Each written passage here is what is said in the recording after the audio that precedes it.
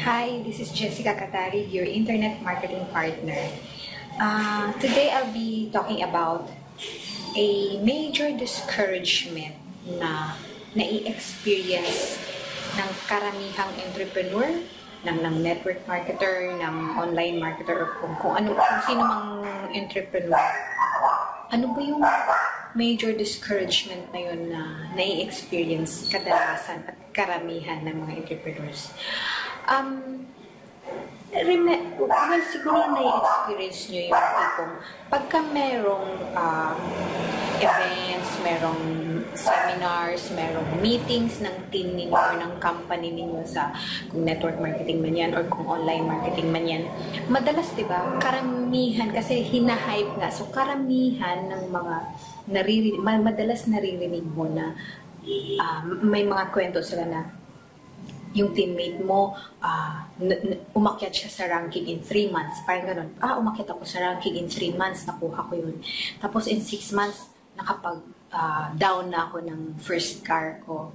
Mga ganun. Tapos, another example is, in 8 months, I earned my first millions. Di ba parang, while that is a very good news to everybody, syempre, hindi naman, supposedly that's a good news, kaya lang, hindi kasi lahat ng mga entrepreneurs the same ang experience. Diba? So, hindi lahat mabilis gumalaw.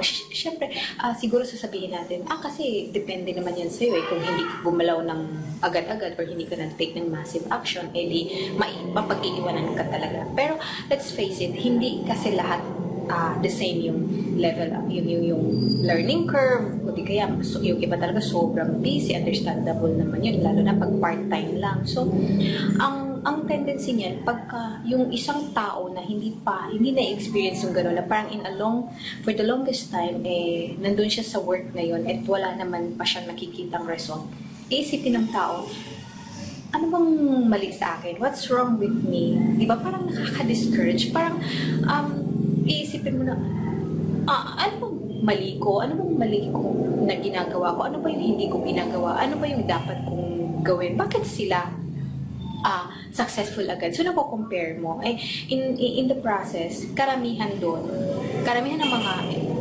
entrepreneurs, pag nakarinig ng gano'n, nadi-discourage. So, parang,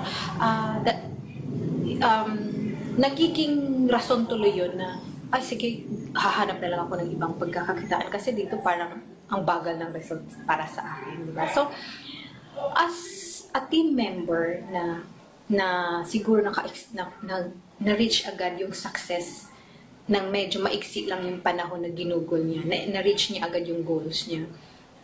Konting pagiging sensitive or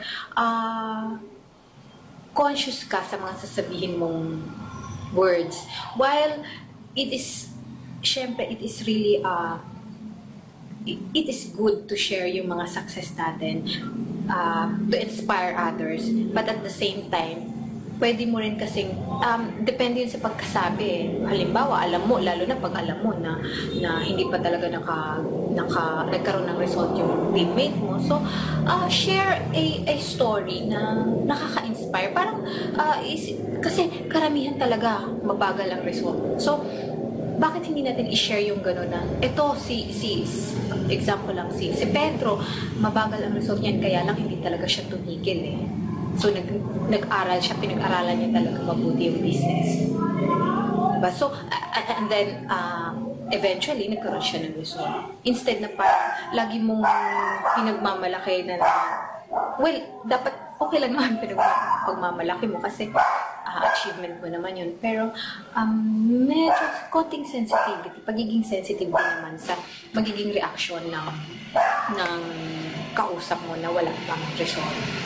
Again, share mo lang kung ano yung for sure alam natin, marami tayong alam ng mga stories na hindi ka agad-agad nakakuha ng result, diba? So, share lang natin and then eventually nagkaroon naman siya na-reach naman niya yung goals niya, yung dreams niya. So, bakit hindi na lang natin yun ang i-share natin lagi to inspire others na for sure mas maraming nagkaroon ng experience na gano'n na hindi ka agad-agad nagkaroon ng result. Diba? So, yung one major discouragement na yan is pwede nating ma-address by just being sensitive. At siguro tanongin din natin, ano kailangan mo? Ano ba yung ginagawa mo ngayon? So, parang give inputs din kung paano matulungan. Instead na laging sasabihin, ang bilis mo nakuha yung millions ko. Okay? So, that's it for now, and I hope you learned something, and please do like, share, and leave a comment. I would really appreciate it. Bye!